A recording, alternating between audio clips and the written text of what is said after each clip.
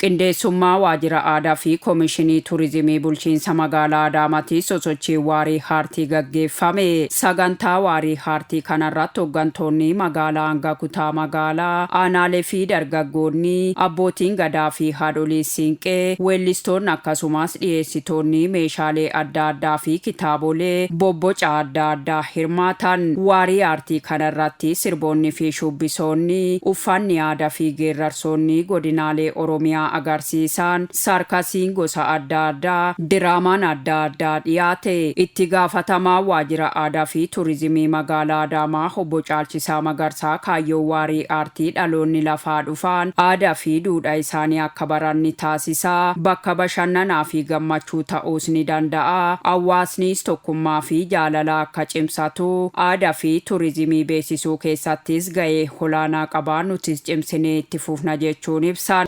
Waarii aartii jechuun dargaggoonni keenya gara bashannanaatti akka dhufanidha. Kaayyoon isaa sammuu isaanii sosochii isaaniitis akka cimsatan dabalatees immoo aartistoota baay'ee baasuudhaaf cimsuudhaaf kan nu gargaarudha. Kanaaf waarii aartii kan geggeessinu keessumattuu waareen aartii hawaasa keenya tokkummaa isaa ijaaruudhaaf, jaalala hawaasa jidduutti ijaaruudhaaf, hawaasni keenya jaalala isaa tokkummaa isaa akka cimsatu misooma irratti waliin wal cimsee akka inni bobba'uuf kan nu gargaaru. Kanaaf keessumattuu waarii aartii kana yeroodhaan gaggeessuudhaaf kan itti deemaa jirru. Guddinni magaalaa Adaamaa sochiinsaa baay'ee jalqabbii isaa kan miidhagaadha. Jalqabbii kun immoo sochii barbaada. Sochii kanaaf immoo waareen aartii immoo cimaadha. Kana bira darbees immoo turizimii keenya beeksisuudhaaf, turizimiin keenya akka inni beekamu, akka inni jabaatu, magaalli keenya jiddugala turizimiis akka ishiin ta'uu danda'u. Industirii magaala kana keessatti socho'uufis immoo sosochii jabaa uumuudhaaf waarii aartii kan gaggeessinu. Kanaaf kan itti deemnu feestivaalli garaagaraa, wanni argisiifni, bobbocni, kitaabni, uffanni aadaa akkasuma meeshaalee aadaa asitti akka ilaalanii fi dhaloonnis immoo aadaaf duudhaa Oromoo kana akka isaan baran haaromsa aadaa jalqabne kanas immoo daran galmaan ga'uudhaaf kan itti fayyadamnu jechuudha. Keessummaa kabajaa ta'uu saganticha irratti kan argamaniif ergaa kan dabarsan itti gaafatamaa waajjira paartii badhaadhinaa damee magaalaa Adaamaa obbo Ashannaa fi Ajjamaa haaromsa aadaatiin duudhaalee keenya bakkatti deebisuuf akka mootummaa fi paartii badhaadhinaatitti yaaliin godhamaa jiru olaanaa ta'uu kaasuun akka magaalaa Adaamaattis gama aadaa fi koomishinii turizimii bulchiinsa magaalaa Adaamaatiin akkasumas weellistoonni aartii jajjabeessuu keessattis baandiin urjii Adaamaa fi kanneen biroo galateeffamuu qabu jechuun ergaa dabarsa. Haaromsa aadaa gaggeessaa turreen eenyummaa Oromummaa bakkatti deebisuudhaaf yaaliin waggoottan darban godhamaa ture olaanaadha.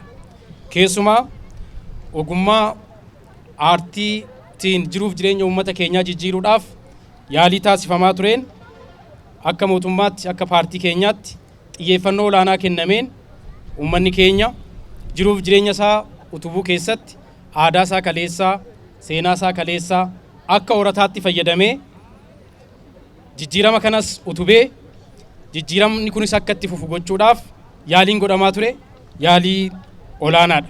Keessumaa immoo waggaa tokko asitti haaromsa aadaa geggeessaa dhufneen eenyummaan uummata keenyaa waliin jireenyi sabaaf sablammoota wajjiniin qabnu aadaan keenya, eenyummaan keenya caalmaatti cimee akka bahuu fi horata ta'ee humna ta'ee hojii misoomaa keessatti, hojii nageenyaa keessatti akka nu tajaajiluuf hojiin hojjetamaa ture jajjabeessaadha jennee fudhachuu dandeenya. Qabatamaa magaalaa keenyaatiinis hojii kana hojjechuudhaaf riiformiiwwan gama kanaan kennaman baay'ee yoo ta'an illee baay'ee isaaniis fudhannee hojiirra oolchuudhaaf tattaaffiin gama aadaa fi turizimiitiin godhame akka bulchiinsa magaalaatti godhame baay'ee jajjabeessaadha. Weellistoonni fi shubbistoonni akkasumas namoonni waarii aartii irratti hirmaatan reediyoon Adaamaa Biroodkaastingi Sarviis dubbisees aadaa fi eenyummaa ofii guddisuuf waariin aartii ka'umsa waan ta'eef bakka hin malletti yeroo dabarsuurraa of qusachuun asitti argamuun murteessaadha jechuun ibsan. Artistiin tokko maal hojjechuu qaba? Aadaa ofii, eenyummaa ofii, saba ofiitiif waan gaarii hojjechuu qaba.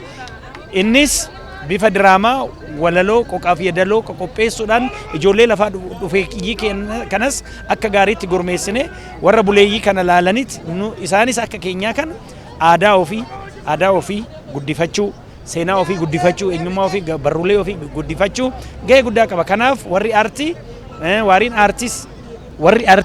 aartis aadaa seenaa eenyummaa saba tokkoo uummata Oromoo guddisuu keessatti gahee olaanaa qaban jechuudha. Warri aartii kana guddisuudhaaf gara aadaa keenyatitti gara safuu keenyatitti gara guddina keenyatitti waan deebineef guddina kana immoo waan ofii abbaatu tikfataa abbaatu guddifataa. Kanaaf warri aartii kun guddina amma Oromoon irra gahe kanaaf baay'eetti gaariidha. Kanarratti dargaggoonni keenya shamarran teenya immoo kana beekanii guddina amma dhufe kana qabatanii ceesisuu beeksisuu tumsuu barbaachisa waan ta'eef anillee akka manguddootitti waa'ee warri aartii kana shamarran teenyatti dargaggoota keenyatti akka isaan qabatan akka isaan ceesisan akka isaan fuulduratti baasan obbira dabarsanii ijoollee isaaniitiin akka ga'an guddinni Oromoodhaa kan amma dhufe kun immoo akka magaalaa Adaamaatitti ammallee daran guddatee akka inni mul'atu taasisuu qabu jedha. Dargaggoonni keenya immoo kana keessatti argamanii kallattii equal yookiin walqixa ta'e tokkoon kana gidduutti hirmaatanii dandeettii ofii kennaa Rabbi kenneef san aartii kanarratti akka ibsatanii jira dargaggoota keenyaan.